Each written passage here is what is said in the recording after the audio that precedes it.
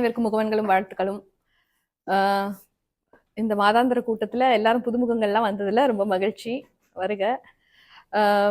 இவர் பேசும்பொழுது சொன்னாரு 100 இது முடிச்சாரு, 100 புத்தகங்கள் முடிச்சாருன்னு. 100 புத்தகங்களுக்கு முன்னாடி 100 கதைகள் வீடியோ பண்ணாரு. அது ஒரு பெரிய விஷயம். அதுக்கே வந்து பாராட்டு விழா நடத்தணும். அதுக்கு அடுத்தது 100 புத்தகம், ஒரு புத்தகம் வாசிக்கிறதுக்கே எங்க தாவத்தீருது. 100 புத்தகம் வாசிச்சு அதுக்கு வந்து விமர்சனம் பேசி போடுறதெல்லாம் சாதாரண விஷயம் கிடையாது. இன்னைக்கு 100 முழுமை அடைஞ்சிருக்கு. கண்டிப்பா உங்களுக்கு நான் ஒரு பரிசு தருவேன், என்னோட சார்பா. அது இவ்வளவு பெரிய புத்தகத்தை பார்த்து நான் நிறைய பேச நினைக்காதீங்க. எனக்கு முத்துலிங்கம் எழுத்தாளர் ரொம்ப பிடிக்கும். எத்தனை பேர் அவரை வாசிச்சிருக்கீங்கன்னு தெரியல. இலங்கையை சேர்ந்த எழுத்தாளர், புலம்பெயர்ந்த தமிழர், கன்னடால போய் செட்டில் ஆயிட்டாரு. இவரை முதல்ல எனக்கு எதுக்கு பிடிக்கும் அப்படின்னா, ஒரு எழுத்தாளராக அவருடைய எழுத்து நடை பிடிக்கும் அப்படின்னாலும், இவர் தான் வந்து தமிழுக்காக ஹார்வர்ட் பல்கலைக்கழகத்திலையும் டொரண்டோ பல்கலைக்கழகத்திலையும் ஒரு தமிழுக்காக ஒரு இருக்கை இருக்கணும் அப்படின்னு ரொம்ப போராடினார். இவரோட சேர்ந்து டாக்டர் சம்பத், டாக்டர் ஜானகிராமன் அப்படின்னு இருவர் ரொம்ப முன்னெடுத்து முதல்ல ஹார்வர்ட்ல ஒரு தமிழுக்காக ஒரு இருக்கையே அவங்க வந்து அமைச்சாங்க. அந்த இருக்கை வந்து ரொம்ப 10 ரூபாய் 20 ரூபாய்லாம் வாங்கிட முடியாது. மில்லியன் கணக்கு டாலர் கொடுத்தாதான் அந்த இருக்கையே கிடைக்கும். ஒவ்வொரு விஷயங்களுக்கும் ஒவ்வொரு காரணங்களுக்காக இருக்கை இருந்தாலும் ஹார்வர்ட் யூனிவர்சிட்டியில தமிழுக்காக ஒரு இருக்கை வேணும் அப்படின்னு உடனே உலக தமிழர்கள் எல்லாருமே பணத்தை அங்க வந்து செலுத்திக்கிட்டே இருந்தாங்களா. ஹார்வர்ட் பல்கலைக்கழகமே ரொம்ப அதிசயமா என்னது இது இப்படி பணம் வந்துகிட்டே இருக்கே அப்படின்ற மாதிரி இருக்கிற அளவுக்கு இருந்தது. இப்போ வந்து டொரண்டோலையும் அந்த மாதிரி இருக்கை வரணும். அப்ப எல்லாரும் கேட்கறாங்க, எதுக்கு தமிழுக்கான ஒரு இருக்கை வந்து டொரண்டோலையோ இல்லை ஹார்வர்ட் பல்கலைக்கழகத்திலயோ இருக்கணும் அப்படின்னா அவர் என்ன விளக்கம் சொல்றாங்கன்னா, இப்போ ஒரு ஹார்வர்ட் யூனிவர்சிட்டியில வந்து ஒரு பேப்பர் வெளியிட்டாங்கன்னா அதுக்கு வந்து அவங்க ஒரு ஸ்பான்சர்ஷிப், இது ஸ்காலர்ஷிப் மாதிரி கொடுப்பாங்க, பணம் கொடுப்பாங்க. அந்த பணத்தை வச்சு தமிழை ஆராய்ச்சி பண்றதுக்கு அது உதவும் அந்த பணம். அப்போ நிறைய பேர் வந்து இந்த பணம் கிடைக்குது அப்படின்றதுனால தமிழ் மேல ஈடுபாடு, இப்ப தமிழர்களே இல்லாதவர்களும் அந்த தமிழ் மேல ஈடுபாடு காட்டி அதை எடுத்து அவங்களால கீழடிக்கு வந்து ஆராய்ச்சி பண்ண முடியும், இல்ல வேற ஏதாவது தொன்னியங்களை காக்க முடியும் அப்படின்றதுக்காகவே அவங்க வந்து அந்த இருக்கையை வந்து நிறுவி இருக்கிறாங்க. இப்போ வந்து இந்த இருக்கை ஹார்வர்ட்ல வந்ததுக்கு அப்புறமா எல்லாரும் வந்து இந்த மாதிரி கொடுக்குறாங்களாமே, அப்ப தமிழ் அப்படின்னு ஒரு மொழி இருக்கு, அந்த மொழியை எங்க போய் அதோட தொன்னியங்களை தேடுறது அப்படின்றது எல்லாருமே பாக்குறாங்க. அப்போ வந்து நம்ம இங்க அமீரகத்துல தமிழ் வளர்க்குறோம் அப்படியே இப்படி மாதாந்திர கூட்டம் நடக்கிறதுக்கே ஒரு பெரிய பாடுபடுறோம். அங்க வந்து அவங்க அந்த நாட்டுல ஹார்வர்ட்ல பல்கலைக்கழகத்துல இப்படி ஒரு இயற்கையை அமைச்சு மத்தவங்க தமிழை வளர்க்கறதுக்காக ஏதாவது ஒரு வகையில உந்துதலா இருக்கிறாங்க அப்படின்றது ரொம்ப ஒரு பெரிய விஷயமா இருக்கு. அதுக்கு முன்னெடுப்பா இருக்கிறது வந்து நம்ம முத்துலிங்கம் அப்படின்னும் பொழுது எனக்கு ஒரு ஒரு ஒரு நெருக்கம் ஏற்படுது. அவர் என்ன சொல்றாருன்னா, அதுல அவர் பேசும்போது சொல்றாரு, டாக்டர் சம்பத் சொல்லியிருக்கிறாரு, அமெரிக்காவுக்கு அவர் வரும் பொழுது $8 தான் அவருடைய பாக்கெட்ல இருந்திருக்கு. நான் இறக்கும் பொழுது அதை விட குறைவா இருக்கணும் அந்த பணம், நான் வந்து தமிழுக்காக அத்தனையும் கொடுத்துட்டு இறக்கணும் அப்படின்னு. அப்போ ஒவ்வொருத்தரும் அந்த மொழிக்காக எவ்வளவு ஒரு காதலோட இருக்கிறாங்க இல்லையா. அப்ப அதுல வந்து நம்ம ஒண்ணுமே அதுல நம்ம செய்யல அப்படின்றதுதான் ஒரு வருத்தமான விஷயமே. இப்ப குழந்தைகள்லாம் தமிழ்ல பேச ஆரம்பிச்சிருக்கிறாங்க. அடுத்த முறை அர்சு பேசும்போது இன்னும் நல்ல தமிழ்ல பேசுவா நான் எதிர்பார்க்கிறேன். அதுக்கு வந்து முக்கிய காரணம், நம்ம வீட்டுல பேசும் பொழுது தமிழ் கலந்து நிறைய வார்த்தைகளை பேசும் பொழுது அவங்களுக்கு இயல்பாவே அந்த வார்த்தைகள் வந்து வரும். அதுதான் முக்கியமான ஒரு விஷயம். நம்ம இப்ப ஒரு ஆங்கிலம் கலந்து பேசும்போது நம்ம ஆங்கிலத்துல தான் எல்லா இடத்துலயும் பேசுறோம், பள்ளிக்கூடத்துல பேசுறோம், அலுவலகத்துல பேசுறோம், எல்லா இடத்துலயும் பேசுறோம். இப்போ வீட்டுல பேசும் பொழுது கொஞ்சம் சில வார்த்தைகள், மூணு பாத்தியா அப்படி, மூணுக்கும் நிலாக்கும் பெரிய வித்தியாசமே இல்லை, அதே அளவான அதே ஒரு ஒரு வார்த்தை தான் இருக்கும். ஆனாலும் நமக்கு வந்து மூணு வசதியா இருக்கு, நில வசதியா இல்லை. அதுதான் நம்மளோட இது. அதனால குழந்தைங்க கிட்ட பேசும்போது கொஞ்சம் நிறைய அதிகமாவே தமிழ் கலந்து பேசும்பொழுது பசங்க வந்து தமிழ்ல பேசுவாங்க. இதை நான் பேசுறதுக்கு பெரிய அருகதையெல்லாம் இல்லை, என் பசங்களும் இப்படித்தான். ஆனாலும் என் பசங்க ஓரளவுக்கு நல்லா தமிழ் பேசுவாங்க. தமிழ்ல பேச சொன்னா பேசுவாங்க. தமிழ் தாய் வாழ்த்து பாடுற அளவுக்கு தெரியும், அந்த அளவுக்கு தெரியும். இப்போ கதைக்குள்ள வரும். இந்த கதை இப்ப நீங்களாம் சொன்ன மாதிரி கதை இவர் எப்படி வந்துன்னா ஆரம்பிச்சு முடிகிற மாதிரியான கதை இருக்காது. இவருடைய கதைகள் எல்லாமே ஒரு பயணம் மாதிரி இருக்கும். இந்த பயணத்தோடயே நம்ம சேர்ந்து போற மாதிரியான எழுதியிருப்பாரு. அவருடைய எழுத்து நடையே எப்படி இருக்கும்னா இலங்கை தமிழ்ல எழுதியிருக்கிறாரு. அப்ப அந்த வட்டார வழக்கு வந்து இன்னுமே கொஞ்சம் வித்தியாசமா இருக்கும் அவங்க எழுதுறது. அவரை வந்து கனடால இருக்கிறதுனால அந்த சூழ்நிலையில இருக்கிற ஒரு விஷயத்த எழுதியிருக்கிறாரு. அவர் வந்து அமெரிக்காவுக்கு போன நேரத்துல முதல் 9 மாசம் குழந்தை சின்ன பிள்ளையா இருந்திருக்கு. அந்த மகளோட எப்படி எல்லாம் உறவாடி இருக்காங்க, எப்படி எல்லாம் பழகி இருக்காங்க அப்படின்னு குழந்தைகிட்ட வந்து பேசும் பொழுது அவர் எப்படி வளர்ந்திருக்காருன்னா, அவங்க அப்பா முன்னாடி உட்கார்றது கூட கிடையாது. அப்பா வந்துட்டேன்னா அப்பா கிட்ட அவ்வளவு மரியாதையா இருக்கணும். அப்பா இருந்தனா டிவி சத்தமா வைக்க கூடாது. அப்பா இருக்காரு அந்த மாதிரியான வளர்ந்த சூழ்நிலை. அப்படி இருக்கக்கூடாது. நம்மளும் அப்படித்தானே. நம்ம அப்படி வளர்ந்தோம். நம்ம பசங்க கிட்ட வந்து நம்ம கொஞ்சம் சேர இருப்போம் அப்படின்ற மாதிரி இருக்கும். அந்த மாதிரி இருக்கும் பொழுது பொண்ணு வந்து முதுகுல வந்து தட்டுறா.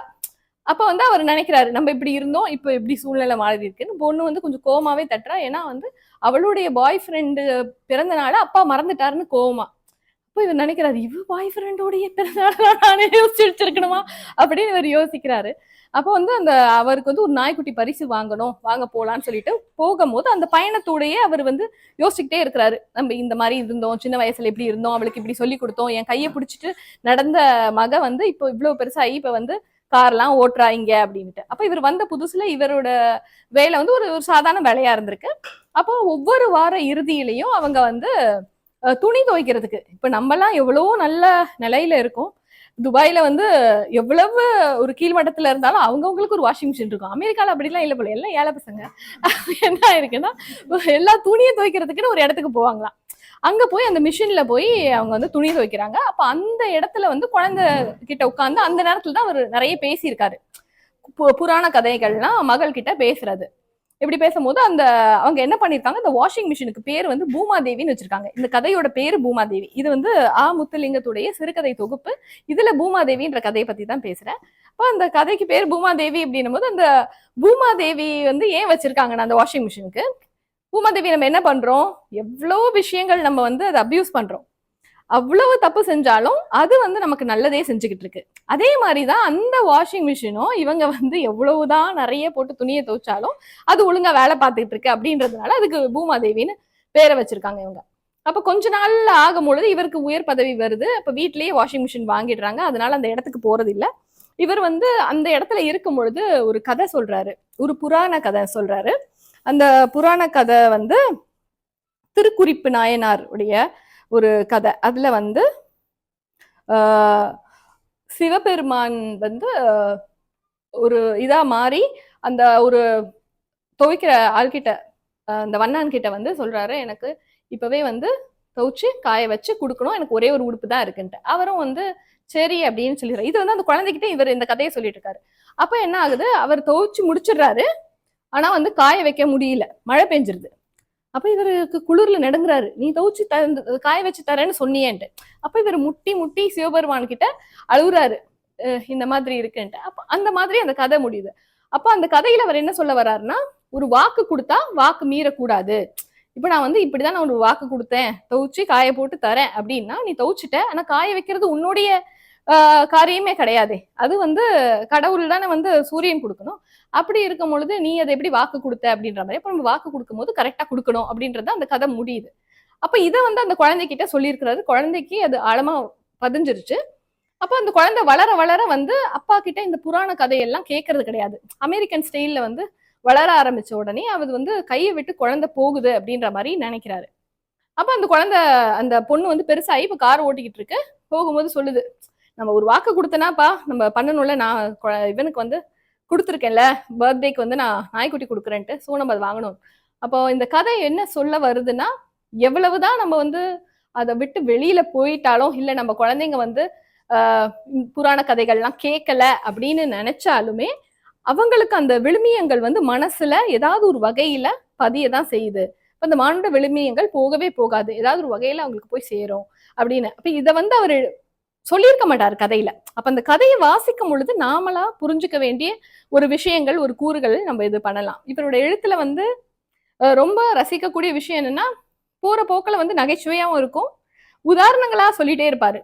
இப்போ ஒரு ஒரு ஒருத்தரை பத்தி சொல்றாருன்னா, இவங்களுக்கு வந்து மூட் ஸ்விங்கா இருக்கு அப்படின்றதையே எப்படி சொல்லுவாருன்னா, பெண்டுலம் மாதிரி இவளோட மூடு ஒரு நேரம் இப்படி இருக்கும், இப்படின்னு ஆடும், அப்படி அப்படி சொல்லுவாரு பேசும் பொழுது. ஸோ இவன் இவன் வந்து ரொம்ப இவன் வயிற்றுப்போக்கு மாதிரி, இவனுக்கு வாய்ப்போக்கு.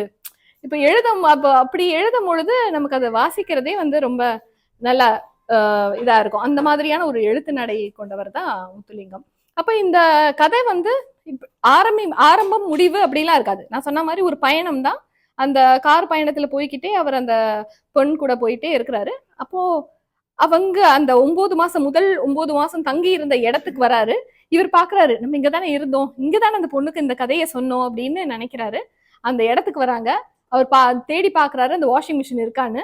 அந்த வாஷிங் மிஷின் அங்க இருக்கு, ரொம்ப மங்கி இருக்கு, அங்க அந்த போர்டு எல்லாம் வச்சிருக்கு. இவர் பார்த்துட்டு மக கிட்ட வந்து பூமாதேவி அப்படின்றாரு. அந்த பொண்ணு இவர் பார்த்துட்டு என்னாச்சுப்பா, என்னாச்சு உங்களுக்கு, வாங்க போலாம் அப்படின்னு. இதுக்கு முகமே மாறிடுது. நினைக்கிறாரு என்ன இது, குழந்தைக்கு வந்து ஞாபகம் இல்லை, அது சின்ன பிள்ளையா இருந்தது, ஆனா இவருக்கு அது ஞாபகம் இருக்கு. அது வந்து அந்த பொண்ணுக்கு நினைவு இல்லாம போகுது. அப்ப இவரு கேக்குறா, இவர் திருப்பியும் என்னப்பா ஆச்சு, என்னாச்சு, முகமே மாறிடுச்சு, என்ன ஆச்சு அப்படின்னு கேக்குறா.